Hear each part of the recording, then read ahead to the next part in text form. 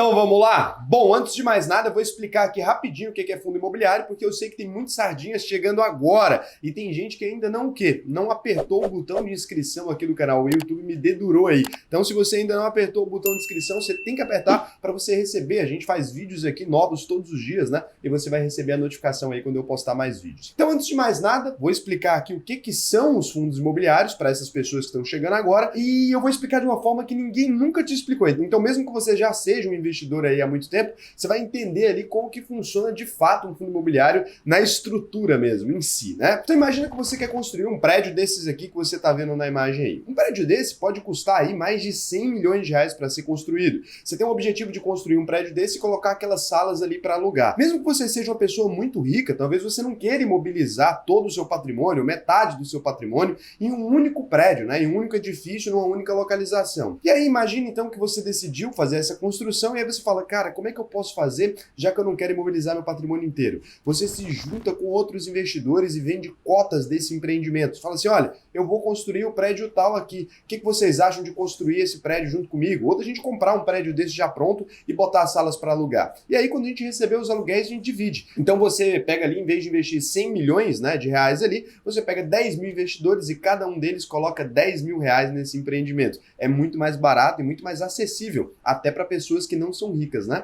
Então, com isso, a gente consegue ali levantar esse prédio e colocar essas salas para alugar. Imagina que depois de todos os custos ali, administrativos e tudo, porque alugar isso e manter o prédio funcionando e aquela coisa toda, cobrar as pessoas, enviar os boletos, tudo isso exige uma administração e exige custos, né? Depois de todos esses custos ali, a gente teve um resultado de um lucro de 5 milhões todos os meses ali, agora que a gente está com os contratos tudo fechado. O que a gente vai fazer com esse dinheiro? Não seria justo uma pessoa ficar com ele sozinha, né? Então a gente vai dividir o lucro por todos os 10 mil investidores aí que entraram junto com a gente aí nessa ideia de construir um prédio. E assim cada um deles receberia ali os seus 500 reais por mês de aluguel. É assim que funciona o fundo imobiliário, só que normalmente, né, eu dei uma simplificada aqui, normalmente você não precisaria fazer todo esse roteiro, nem reunir essas pessoas e tudo, porque os fundos imobiliários já estão constituídos ali, tem algumas pessoas que investiram neles e querem vender essas cotas, né? Falou assim, tudo bem, eu recebi um aluguel aqui durante uns anos, mas agora eu não quero mais. Eles colocam as cotas à venda ali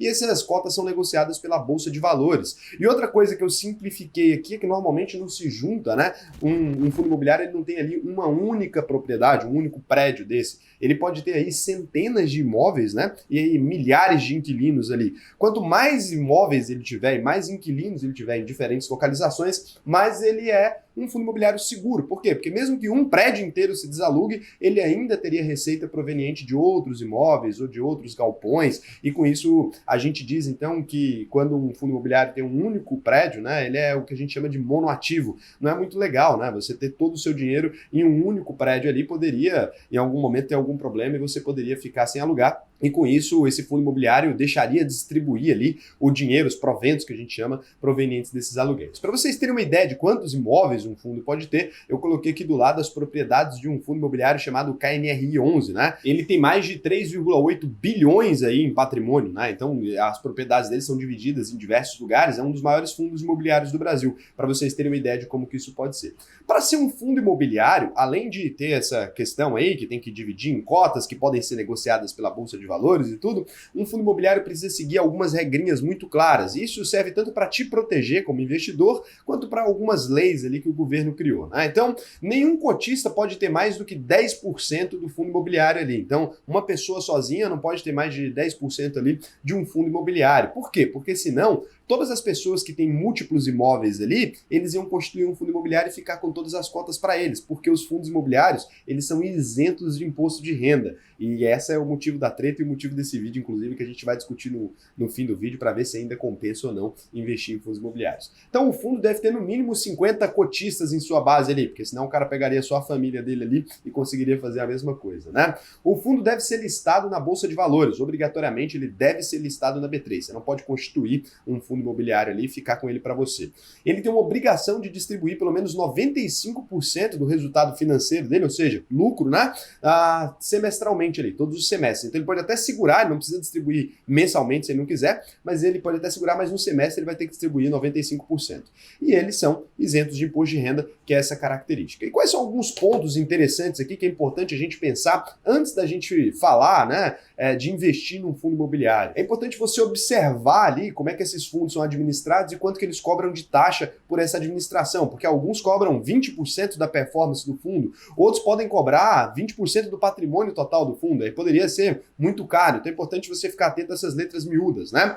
Uma carteira de fundos imobiliários bem estruturada ali pode dar acesso a centenas de imóveis e milhares de inquilinos, que é uma coisa muito interessante, quanto mais diversificado, melhor. É possível encontrar cotas de fundos imobiliários aí negociadas abaixo de R$2. Eu vou deixar aqui alguns sites onde você pode consultar ali os fundos imobiliários. Um site muito bom aqui é o Investidor 10, você pode ir em investidor10.com.br, você pode ir na parte de fundos imobiliários aqui, pegar todos os fundos imobiliários ou o ranking de fundos imobiliários, aqui você vai ver quais são os maiores fundos, né?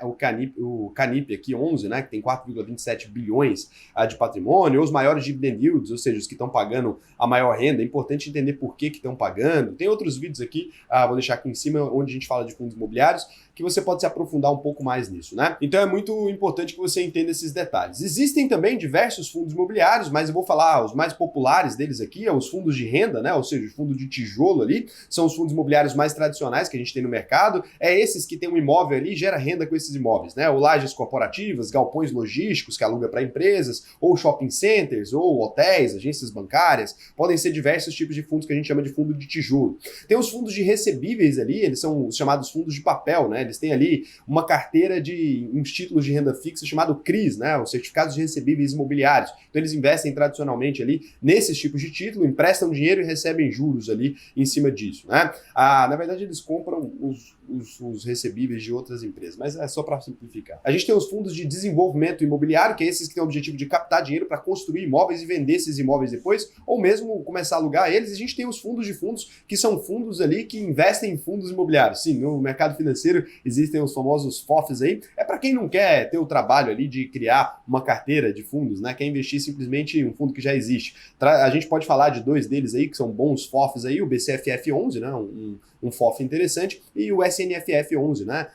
Que é aí, inclusive, do pessoal da Suno, né? Então, dito isso, será que ainda vale a pena, né? Você que descobriu esse mercado agora, você que já está em fundos imobiliários e está na dúvida, depois dessa treta toda que aconteceu, para você que não sabe o que aconteceu, existe uma ameaça de criar um imposto sobre os dividendos dos fundos imobiliários. Seria um imposto ali de 20%, né? Então, a pessoa que recebe R$100, hoje ela passaria a receber 80, pagando R$20 só de impostos. E com isso, os fundos imobiliários basicamente derreteram ali, eles foram a preços muito baixos, né? Chegaram a preços de banana ali, agora estão se recuperando de novo, mas a gente viu fundos ali como o HGLG11 ou KNRI11 caindo, né? Chegando a cair até 8, 10% em alguns dias, assim. Então, será que diante dessa nova realidade, né, dessa ameaça aí do imposto, será que ainda faz sentido investir em fundos imobiliários? E a grande resposta que eu tenho para te dar sobre isso é que sim, né, faz muito sentido. Primeiro porque a taxação de dividendos não foi para frente, né, ela não evoluiu muito bem e dificilmente eles vão colocar uma taxação em cima dos fundos imobiliários. E você fala, como você pode ter tanta certeza disso, Raul? A verdade é que quando o Paulo Guedes foi passar a reforma falando que ia tributar as ações, ele apanhou, né? Então ele apanhou bastante ali quando ele falou que ia colocar as ações para serem tributadas e pagar um tributo sobre dividendos também. E aí com isso, né, ele ficou pensando, como é que eu posso ter uma estratégia aqui que as pessoas parem de brigar comigo por isso? Aí ele colocou o bode na sala. Você já deve ter ouvido essa piada. Tem um cara, né, um camponês ali, ele tá cheio de problema em casa e ele consulta um padre. Ele chega lá e fala, ó, padre, minha vida tá um inferno, eu não estou aguentando a minha mulher mais, eu não aguento mais os meus filhos, tá tudo horrível, minha mulher não limpa a casa direito, ela não cozinha direito, eu trabalho o dia inteiro, chego cansado, ela não quer dar uma namorada ali, o negócio tá complicado. O que que eu faço? Aí o padre pegou e falou assim, olha, meu filho, você vai chegar em casa, né, vai pegar os porcos, vai pegar os bodes, vai pegar todos os animais da sua fazenda e vai colocar para dentro de casa ali, né? Todos eles. E aí o camponês achou meio estranho, né? Mas ele era um homem muito religioso, muito temente à igreja, né? Chegou em casa e colocou todos os bichos para dentro de casa. É óbvio, os bichos começaram a cagar na sala, bagunçar a televisão, quebrar tudo. aquela destruição na casa. Ele esperou dar a missa do próximo domingo, foi lá conversar com o padre, disse, olha, padre, e o padre perguntou para ele, e aí, meu filho, melhorou, né? E ele, olha, padre, agora piorou bastante, né? Agora o bode tá cagando na sala, tá aquela coisa, o inferno, minha mulher ficou doida, fica gritando o dia inteiro, os meninos tá tudo gritando, porque os bichos fazem barulho de madrugada, eu não consigo mais dormir. Piorou 100%. Ele falou, não, então nesse caso, meu filho, não tem jeito, né? Você vai ter que tirar os animais da sala agora e voltar para a fazenda. E aí passou mais uma semana, no próximo domingo o padre chega, e aí meu filho? Ele falou, padre, agora tá tudo uma maravilha, agora tá tudo tranquilo, não tem mais aqueles bichos na sala, a casa não tá fedendo mais, tirei o bode que tava cagando na sala, agora tá tudo resolvido os problemas da minha vida. Então o que é isso, né? Ele simplesmente, o padre criou um problema para ele e ele sentiu saudade de quando ele não tinha esse problema, então colocou o bode na sala. Foi exatamente o que o Paulo Guedes fez com relação à tributação aí dos fundos imobiliários. A gente estava reclamando ali da tributação das ações, a gente ficou todo mundo em polvorosa, eu fiz vídeo, todo mundo fez vídeo, a gente ficou chateado ali, e aí ele pegou e decidiu, enfim, colocar o bode na sala ali, falar que ia tributar os dividendos também dos fundos imobiliários, a gente ficou louco, ensandecido, agora ele falou, não vou tributar os dividendos dos fundos imobiliários, não, vamos manter tudo como tá, porque é uma parte importante, um setor que está em amplo crescimento. E aí o que aconteceu? As pessoas ficaram novamente pacíficas ali, ficaram muito tranquilas, que ele tirou o bode da sala, então agora a gente está muito mais tranquilo. Eu discordo de qualquer criação de novos impostos no Brasil, mas quanto aos fundos imobiliários, eles ainda são uma alternativa interessantíssima, né? E é óbvio que mesmo que existisse um tributo eventualmente, seria péssimo para o setor, e o setor está muito aquecido, captando muito dinheiro para o Brasil, mas ainda assim eles seriam muito compensativos, porque a gente está falando aqui de ativos geradores de renda, né? Principalmente para você que já tem um patrimônio, que você já tem aí algum patrimônio, está começando a investir, tudo seria muito importante para você ter fundos imobiliários na sua carteira. Eles mantêm uma parte da carteira ali mais tranquila, né? O preço deles oscila muito menos que o das ações ali, e eles estão sempre gerando renda, o que é muito bom para você tanto comprar mais cotas de fundos imobiliários, quanto para investir em diversos outros ativos. Então, assim, tanto agora, se você estiver vendo esse vídeo em 2021, 2022, 2023, 2024, 2025, 2030, eu acredito que esse vídeo vai ser atemporal, ainda está num bom momento, ainda vale muito a pena investir em fundos imobiliários. Para você investir em fundos imobiliários, você tem que abrir uma conta na corretora, eu vou deixar o link aqui embaixo se você quiser fazer isso. Se você quiser aprender a investir de verdade ali, quiser fazer, porra, Raul, eu quero realmente embarcar nessa de investimento, quer aprender a construir um patrimônio, você pode entrar na minha escola de formação para investidores, lá eu mesmo vou te ensinar, né? A gente tem aqui o link aqui embaixo, você vai clicar no AUVP e vai clicar em matricule-se ali nesse site e você pode entrar na minha escola, a próxima turma, né? A gente tem o próximo bimestre agora, a gente tem uma turma iniciando, em agosto você pode entrar lá. E é claro, se você ainda não me segue no Instagram, cara, eu vou te dar um tempo, pausa o vídeo agora, depois eu vou contar um segredo aqui, mas pausa o vídeo agora, vai lá me seguir no Instagram, @ORaulSena, e o que eu tenho para te dizer, de verdade, comenta aqui para mim assim, ó, você acha que o Paulo Guedes pôs o bode na sala ou não? Um beijão para você e até o próximo vídeo.